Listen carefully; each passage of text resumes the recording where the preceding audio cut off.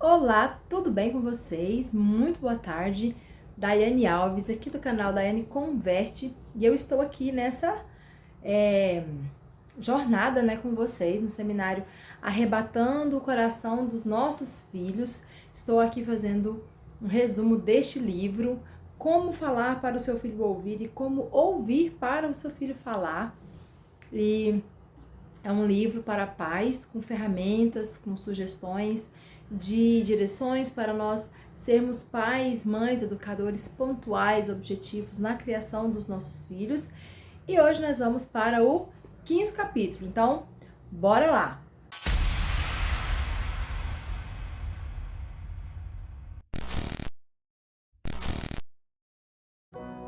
Bom, o 5º capítulo, o tema dele é elogio. E esse capítulo é o mais breve, na minha opinião ele foi assim, o mais sucinto, até porque ele parte do pressuposto de que é um tema que as mães já dominam, né? Um assunto muito simples, né? Um tema muito acessível. Então ele é bem mais objetivo, mas ainda assim, a ferramenta que ele traz, eu tenho certeza que é algo novo. Foi novo para mim, eu nunca tinha pensado, né, na perspectiva com que as autoras trouxeram esse tema, e então eu tenho certeza que vai ser também novo para muitos de vocês, então fique ligado. Bom, vamos lá. Elogio. O livro, nesse capítulo, ele começa com uma história de duas famílias. Uma família A e uma família B. A família A tinha uma criança X e a família B tinha a criança Y. E a mãe dessas duas crianças tinha a mesma rotina, porém cada uma tinha um comportamento diferente. Então na casa A, quando a criança acorda, a mãe sempre estava tendo um comportamento de pontuar ou de relembrar quais eram os pontos fracos do filho, os erros do filho. Então a criança acordava atrasada, ela falava: você está atrasado de novo. Aí a criança demorava para escovar os dentes, ela falava: você está demorando demais. Daí a criança tinha que descer para tomar o café da manhã e derramava lá o leite: você derramou o seu leite de novo. Se arruma, você vai perder o horário. E aquela rotina sempre, né? Aquela coisa. E na segunda casa, eu até fiquei pensando, né? É a casa dos sonhos, né? Que é aquela mãe plena, serena, que tá com aquela paciência em dias. Mas na segunda casa, a mãe, ela tinha o cuidado de não pontuar os erros, mas ela estava sempre atenta para pontuar as melhoras do filho. Então, acontecia a mesma coisa na história. O filho acordava atrasado, mas ao invés de eu falar para o filho que ele estava atrasado, ela falava assim: filho, hoje você já conseguiu acordar um pouco mais cedo. O filho também não vestia a roupa toda, faltava lá o suéter. Ao invés dela falar assim: você não vestiu o suéter, ela fala: filho, olha só faltou o suéter, você vestiu todas as outras peças. O filho ia beber, derramava o leite, no lugar dela falava: você derramou de novo. Ela falava assim: filho, tem um pano, né? Pega o pano e já limpa a sujeira para não derramar no chão, para que fique só na mesa. E assim vai, só pra gente entender, né? A história tem um monte de detalhes, mas eu quero ser bem sucinta aqui, né? Nesses vídeos, então, pra gente entender. O que as autoras vão trazer de início para esse capítulo? Que essas duas crianças, na maneira como elas estão sendo trabalhadas, quando elas estiverem diante de uma situação onde elas precisem se posicionar confiando na sua capacidade. Por exemplo, a escola vai ter lá uma gincana e ela precisa de voluntários para ir nos lugares pedir doação, ou para gravar um vídeo fazendo um convite, ou para passar em sala de aula das outras turmas fazendo a propaganda da gincana. A pergunta é: qual dessas duas crianças teriam a prontidão para se dispor para fazer essas coisas? Então, o que as autoras querem que a gente entenda?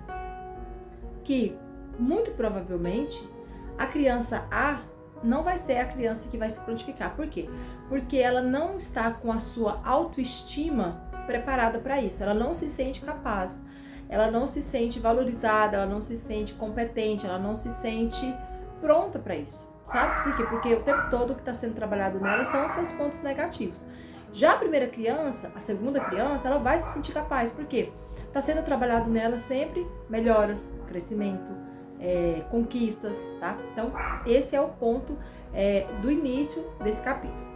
Daí depois, ela vem com uma frase muito forte, muito importante. Ela diz assim: a imagem que nós temos de nós mesmos influencia em nossa capacidade de atuação. O que isso quer dizer? Que a imagem que eu construo acerca de mim mesma, aquilo que eu penso acerca de mim mesma, influencia na minha capacidade de fazer as coisas. Por exemplo, eu posso ser capaz de entrar em uma sala de aula e fazer propaganda de uma gincana que vai ter na minha escola. Porém, se eu não acho que eu sou capaz, eu não faço. Entende? Então, toda criança é capaz de fazer isso. Mas por que muitas não fazem? Porque a imagem que ela tem de si mesma é uma imagem que não corresponde a essa atitude. É uma imagem de uma criança que não é capaz. Então, o que as autoras vão trabalhar nesse tópico? Elas vão trabalhar que a construção da imagem que a criança tem de si mesma é o que vai resultar nas suas atitudes, na sua capacidade de agir. Na sequência, elas vão trazer uma frase de um livro, que o próprio livro faz alusão, que é o livro A Psicologia da Autoestima. É uma frase longa, mas eu preciso reproduzi-la para que faça sentido, né, a sequência aqui do tópico.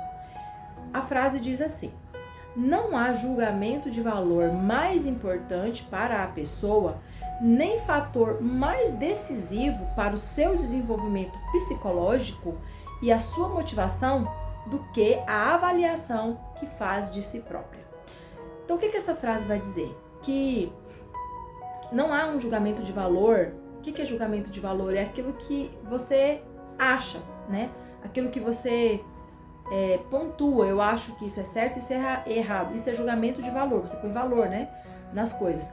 Então, as autoras vão dizer que não há um julgamento de valor, não há um pensamento mais importante para a formação psicológica da criança do que o julgamento de valor que ela faz dela mesma. Ou seja, não importa o quanto eu diga para o meu filho que ele é capaz, se ele não pensar isso dele mesmo. Essa é a grande sacada desse capítulo. Não é simplesmente falar para o meu filho que ele é inteligente, mas é fazer com que ele fazer com que ele entenda que ele é inteligente. É fazer com que ele chegue a essa conclusão, tá? Então, por isso essa frase, né? Não há um julgamento de valor mais importante para a pessoa e nem um fator mais decisivo para o seu desenvolvimento psicológico do que a motivação e para sua motivação do que a avaliação que ele faz de si próprio. Então, a avaliação que o meu filho faz dele mesmo é o julgamento de valor mais importante que alguém poderia fazer. A avaliação que ele faz de si mesmo é a mais importante que qualquer um poderia fazer acerca do seu desenvolvimento, tá? Então vamos lá agora para a parte técnica. Quais são, né, os pontos técnicos? Bom, agora ele vai falar sobre a relação do elogio com a autoestima. Qual que é a relação? A autoestima está relacionada com a nossa autoavaliação de nós mesmos, né? Baseado na frase que eu acabei de falar. E ela tem um efeito profundo nos processos. Quais são os processos? Eu enumerei eles aqui. Os nossos pensamentos, as nossas emoções, os nossos desejos, os nossos valores e os nossos objetivos. Então, a minha autoestima está relacionada com a minha autoavaliação. O que eu mesma avalio acerca do que eu penso, do que eu sinto, do que eu desejo, do que eu quero, do que eu busco. Isso é um step dessa escada, né, do desenvolvimento dos nossos filhos, do desenvolvimento psicológico dos nossos filhos. Bom, depois ele vai falar assim, que a autoavaliação é o fator mais significativo do comportamento dos nossos filhos. Então, olha que coisa mais séria. Aquilo que o seu filho pensa sobre ele é o fator que mais tem significado para o seu comportamento. Então, o que você fala não importa tanto quanto o que o seu filho pensa sobre ele. E por isso ele age como age. O comportamento do seu filho não está relacionado com o que você fala ou com o que você pensa, está relacionado com o que ele pensa sobre ele. Olha que coisa interessante. Bom, e aí mais um step dessa escada, vem a pergunta. Então, qual é a relação do elogio com a formação dessa autoimagem? Já que o tópico é elogio. Qual a relação do elogio com a formação dessa autoimagem? Bom, se a autoestima é tão importante, o que nós podemos fazer para elevá-la? Já que se o meu filho pensa algo importante a respeito dele mesmo, é de fundamental importância, como fazer o que fazer para que isso aconteça na vida do meu filho, que ele tenha essa autoestima elevada o suficiente? Aí vem a resposta padrão: elogiar. Sim? Não. Por incrível que pareça, segundo as autoras, elogiar não vai ser a melhor resposta, não vai ser a melhor atitude inicialmente para elevar a autoestima da criança. Por quê? Porque o elogio por si só, ele pode ser superficial e ele, na verdade, pode trazer alguns malefícios. O elogio por si só, ele pode ser perigoso. E aí elas enumeraram aqui alguns tópicos que nós temos que tomar cuidado ao elogiar por elogiar. O que é esse elogiar por elogiar?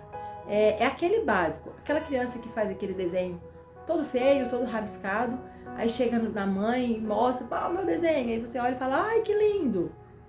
Aí a criança faz lá um desenho na massinha todo feio, todo torto, chega e fala, ficou perfeito, maravilhoso, filho.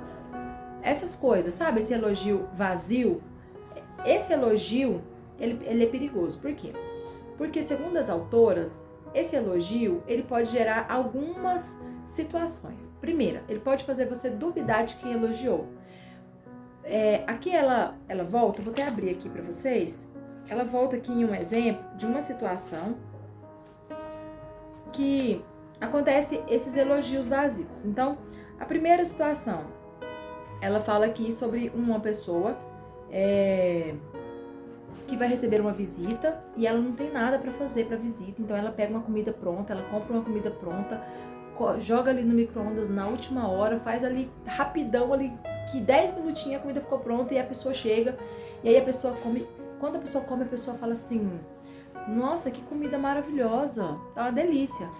Esse elogio, o que vai fazer na pessoa? Ela vai pensar assim, se ela pensa que eu sou uma boa cozinheira, ou ela está mentindo, ou ela não sabe nada de cozinha, porque eu não sou uma boa cozinheira. Por quê? Porque o elogio não foi correspondente, né, com a atitude de quem praticou. O segundo exemplo, ele fala assim, o elogio, ele pode levar a uma negação imediata. O que é a negação? É quando alguém fala uma coisa e você fala, não sou isso não. Vamos dar um exemplo. Aqui no livro ele dá um exemplo assim. Uma pessoa estava trabalhando o dia todo, de calça jeans, de camiseta, todo jogadão, de tênis, só que ele tem que sair do serviço e ele tem que ir para uma reunião muito importante. Então o que ele faz? Ele leva uma roupa bem nova, que ele nunca usou, e sai do serviço e só veste aquela roupa nova para entrar no prédio da reunião. Só que quando ele vai entrar, alguém vê ele e fala para ele bem assim, nossa, mas como você é uma pessoa elegante. O que a pessoa vai, na hora vai negar? Eu elegante? Se ela me visse há 10 minutos atrás, ela não ia achar que eu era uma pessoa elegante. Então, o elogio, olha só, um elogio fora, né, da realidade, ele pode gerar uma negação. Então, se a gente aplica isso na nossa rotina com os nossos filhos, pode ter situações que o nosso filho vai fazer o quê? Vai negar, fala assim, não, eu não sou isso não, minha mãe tá falando que eu sou ótimo para fazer desenho de Lego. Não sou não. Ela nunca viu os desenhos que eu faço, não. O elogio, ele pode ser ameaçador. Por exemplo, se você vai dar uma palestra e aí você consegue ali, né, se superar e faz algo assim que nem mesmo você acreditaria que você era capaz de fazer. E aí você surpreende, aí todo mundo chega e fala assim, nossa, você tem uma mente brilhante, você é fantástico. O que vai acontecer? Você vai se sentir ameaçado, porque no próximo encontro, na próxima oportunidade, você vai ficar assim, meu Deus, e agora? Aquilo lá não foi eu não sei como que eu consegui fazer aquela palestra, agora eu não sei o que fazer, entende? Então, dependendo do elogio, ele pode ser ameaçador. O elogio, ele pode levá-lo a focar nas suas fraquezas. Mesmo, bem parecido, né? Por exemplo, eu não sou tão capaz, Mas por uma sorte, olha lá um jogo, né? Um jogo lá de tênis, que ele dá o exemplo do jogo do tênis. Você consegue ali, por uma sorte, fazer uma jogada sensacional. E aí as pessoas ficam, cara, você é muito bom, você é maravilhoso no tênis. O que vai acontecer? Você vai falar, cara, eu não sou tão bom. Na verdade, eu sou muito ruim. E agora, quando eu for jogar de novo, né? Então, você pode focar nas suas fraquezas. O elogio pode criar ansiedade. De novo, né? Todos esses exemplos geram também a ansiedade. Tanto da cozinha, da palestra, do jogo, do encontro. Por quê? Porque você vai ficar pensando, e agora? Na próxima vez. Bom, qual era o objetivo das autoras em trazer todos esses exemplos? É simplesmente nos mostrar que quando a gente fala sobre elogio com os nossos filhos, há uma maneira certa de elogiar. Quando a gente está falando desse tópico do elogio, há um jeito certo de elogiar. E é muito simples, são apenas 2 passos, e é só isso mesmo, 2 passos que as autoras vão colocar, que é o jeito certo de elogiar. Então vamos lá, qual que é o jeito certo de elogiar? Sempre você vai seguir esse padrão. Você vai, primeiro, descrever o que você está vendo. Dê detalhes do que você está vendo. Vamos dar um exemplo clássico. O exemplo mesmo que eu dei. Um desenho todo rabiscado. Seu filho chegou com um desenho todo feio, rabiscado, mas você quer elogiar. O que você vai fazer? Você vai olhar o desenho e vai falar, vejo que você fez alguns riscos, né? Com formatos circulares ou retas. Você usou várias cores, né? Tem cores azuis, pretas. Que legal, muito interessante o seu desenho. O que você fez? Você tá falando o que você viu. Esse é o primeiro passo. Descreva em detalhes o que você vê. E o segundo passo? Permita que a criança se elogie. Quando você descreve, o que vai acontecer? Essa criança, ela vai chegar a uma conclusão. Ela vai falar, poxa, eu realmente sou um bom desenhista. Eu realmente desenho muito bem. Minha mãe percebeu tudo que eu fiz aqui no meu papel. Vamos para o exemplo da massinha. Vejo que você fez aqui um objeto parecendo um corpo humano, né? Tem braços, pernas, né? O formato de cabeça. Que legal. O que a criança vai pensar? Eu sou realmente um bom artista plástico. Por quê? Você está fazendo com que a criança chegue à conclusão do que ela é. Veja que é diferente de olhar para o papel e dizer simplesmente, que lindo. Que lindo. Nem eu estou entendendo o que eu fiz, como é que ela está falando que lindo, né? Então, a grande ferramenta aqui desse tópico não elogie vaziamente, puramente, simplesmente ou de uma maneira simplista. Descreva o que você vê, porque a sua descrição vai fazer com que o seu filho chegue à conclusão de qual é a competência que ele está desenvolvendo, tá? E junto a isso, que já é assim, para concluir, use sempre uma palavra. Por exemplo, vou dar o exemplo do quarto. Quando você manda seu filho arrumar o quarto, você chega e olha e fala, que bom, ficou ótimo, e vai embora. Não, chegue no quarto e fala, olha, vejo que você guardou os livros, dobrou as roupas, ajuntou os legos, recolheu o lixo. E isso é que eu chamo de organização. Quando você faz isso, você está dando para a criança a oportunidade de chegar à conclusão que ela é organizada. E ela vai falar, poxa, realmente eu sou organizada, eu fiz tudo isso. Aos poucos, o que você está fazendo? Você está construindo no seu filho esse elogio produtivo que vai gerar nele a convicção de que ele é sim organizado. E aí a gente volta lá para o começo do livro, que o que ele pensa acerca dele é o que determina como ele vai agir. Então, se essa criança pensa que ela é organizada, ela vai se posicionar como uma criança organizada e ela vai acreditar que ela é uma criança organizada, tá? Então, assim, concluindo, quais são os 2 passos para fazer o elogio da maneira correta? Primeiro, descreva sempre o que você vê. Segundo, permita que a criança chegue a uma conclusão com a palavra que você vai sugerir, tá? E isso é muito legal. Depois que eu li esse capítulo, eu comecei a tentar fazer isso, né? Quando a minha filha ia me mostrar alguma coisa, eu tentava repetir o que ela fez, pontuando, né, o que eu estava vendo, e no final eu tentava usar uma palavra. E isso é muito legal, porque isso vai gerar na criança a convicção de que ela é aquilo que você está falando que ela é. Ok? Bom, então é isso. Esse foi o capítulo de número 5. O tópico é elogio e vamos colocar em prática. Vamos exercitar como fazer o elogio da maneira correta e trabalhar a autoestima da maneira correta nos nossos filhos. Um beijo, Deus te abençoe e até a próxima. Você sabia que eu tenho um curso Como Evangelizar o Seu Filho até os 2 anos de idade? Isso mesmo. Quero te convidar para conhecer o meu curso. Esse curso, ele é prático e eu vou te ajudar, eu vou te dar ferramentas e métodos para você que está grávida, para você que é mãe de criança pequena e tem dificuldade de trabalhar o espiritual com seu filho, de trabalhar o evangelismo para o seu filho. Conheça o meu curso. É um curso muito dinâmico, é um curso prático que tem assim atividades para o dia a dia e já abençoou várias pessoas. É um curso que realmente tem edificado muitas mães na caminhada e eu vou deixar aqui embaixo o link. Se você tiver interesse, clica no link para você conhecer o meu curso e ser abençoado de uma maneira muito especial. Um beijo, Deus abençoe a sua vida. Nos vemos no próximo vídeo.